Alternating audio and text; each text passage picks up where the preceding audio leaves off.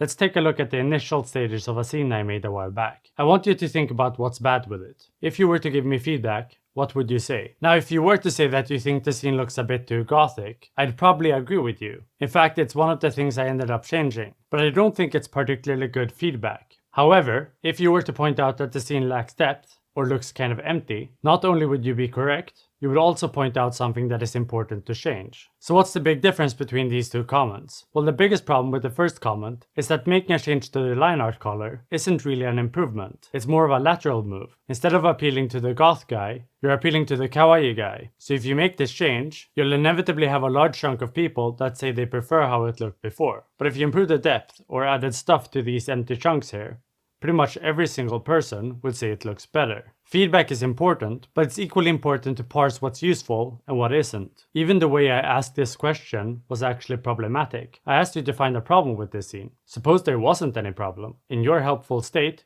you would probably try to invent something to complain about. After all, that's what I asked for. There's a fundamental issue to getting critiqued, and that is that people often like saying what they think, but they don't really understand the problems you are facing, or even what they themselves want. So you'll often see people complain about how it kind of sucks that you have to fetch your corpse when you die in Hollow Knight. And yes, it's true. That does suck. But at the same time, playing with tension in a scary place like this, and just hoping you can find some place to rest, is awesome. As long as you don't die, that is. What I mean to say is that a feature like having to fetch your corpse is a method to raise tension, and raising tension is important. But it comes with the drawback that it sucks to die. Now, players don't like when it sucks, so they complain, but they are complaining about a feature that drew them into the game to begin with. This problem doesn't only relate to game design either. Think about a character like this. You might get feedback that they don't like the look of this character, but do they dislike the look of the character because it has bad design, or because they feel that the character is scary looking? Because there are plenty of aspects of your game that you aren't supposed to like. The audience in this case has identified what they're feeling,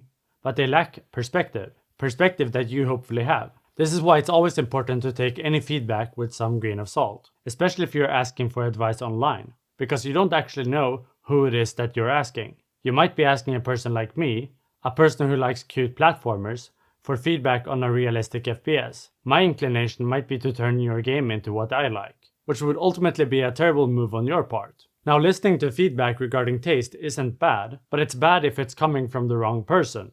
You sometimes hear negative reviews on games like Hollow Knight talking about how they felt lost all the time and couldn't get into it. Sounds negative, but it's kind of the point of a Metroidvania. That is what the Metroidvania audience is there for, and even experienced artists or game designers might give bad advice. They have their own taste and their own methods to solve problems, and their solutions might not be appropriate for you or the game that you're making. In principle, this generally means it's important to get advice from people that have similar inclinations to you, because they fundamentally understand what you're going for. The problem with feedback doesn't actually stop there. Take my recent video on why your game art looks flat. You might be watching that video and thinking, hey, my game art does look too flat.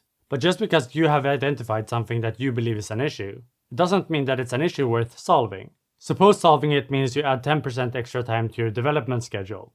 The question becomes, is it still worth fixing? This makes it important to know what it is that you actually want with your game. It's just as important to know what to fix as it is knowing what not to fix. If you are in full development and getting closer to release, feedback is largely about polish. For the most part, you're locked into your style and your design. Any feedback is truly about finding mistakes and errors, writing them down and thinking about how to solve them. But if you are in your early stages of making a game and people hate the character controls, well, this is a crucial aspect of your game that will have cascading consequences on your future game design, so you need to fix it. You need to have a good sense of what problem you're having and what an appropriate solution is. Fundamentally, a large portion of what makes feedback problematic is the fact that there's a lot of noise. This is in part why you might be more likely to rely on user testing rather than feedback. Take a look at this section in Candle. We have a small puzzle where you're supposed to pull this vine. And we can notice two things. First, this illustration literally tells the player what to do.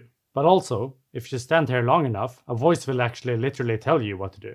This technically feels kind of hand-holdy, but this probably came about because almost every person who played the prototype literally got stuck at this point. I know I did. If you're sitting next to the person playing your game, and you see that person literally miss what you think is the most obvious thing ever, and then you see another person miss the same thing, and another, now you will feel with every fiber of your being that you have a problem, a very specific problem, with this specific section. Having a random person saying they found the puzzles too difficult is one thing. Seeing them get stuck on a puzzle for an hour until they finally give up is another. This is valuable feedback, without a lot of noise. In contrast, if you ask 15 different people for feedback, you might get 15 different answers pointing out something that they don't like about what you made. And after you just created something, you probably hate it and have another 15 different reasons for why you hate it. So now you have a long list of things that are wrong, but the problem is that you just made it, so you lack perspective. You can't really see what's a big problem and what isn't. Feedback is important, but it's also important to know when to move on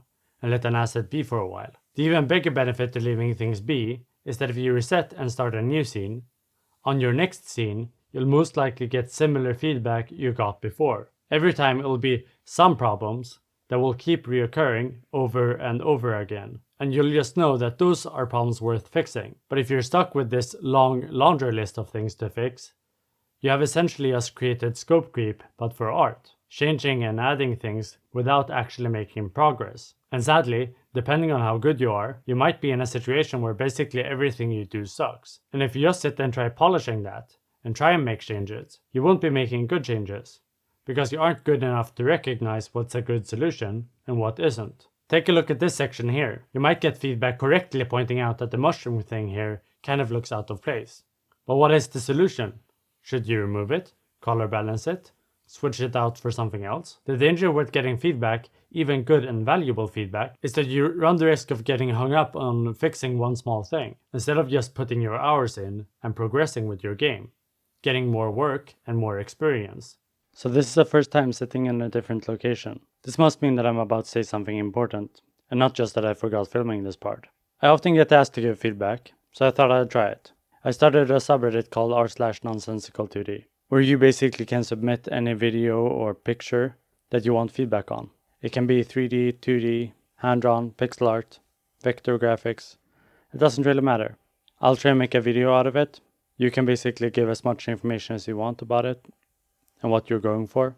So write that stuff and maybe your username so people can find you. But before trying this out, I just wanted to talk about feedback in general and what I think it can and cannot do. And that I think personally feedback is mostly about giving perspective. Because when you work you often miss stuff. And having someone else tell you, hey, this stuff looks off, that's good. But ultimately you have to be the one defending any choice that you're making. So you need to understand why you're making that choice, what drawbacks it has, what benefits it has. And even experienced artists can give the wrong advice because they don't really understand your perspective or what you're going for or the audience that you're trying to attract. But it doesn't reduce the importance of feedback. I always make sure to get feedback on basically anything I do. The subreddit will be mainly meant for submissions, but obviously it's always good if other people give you feedback there as well. Anyway, I'll try it out. We'll see how it goes. Thanks for watching. Bye.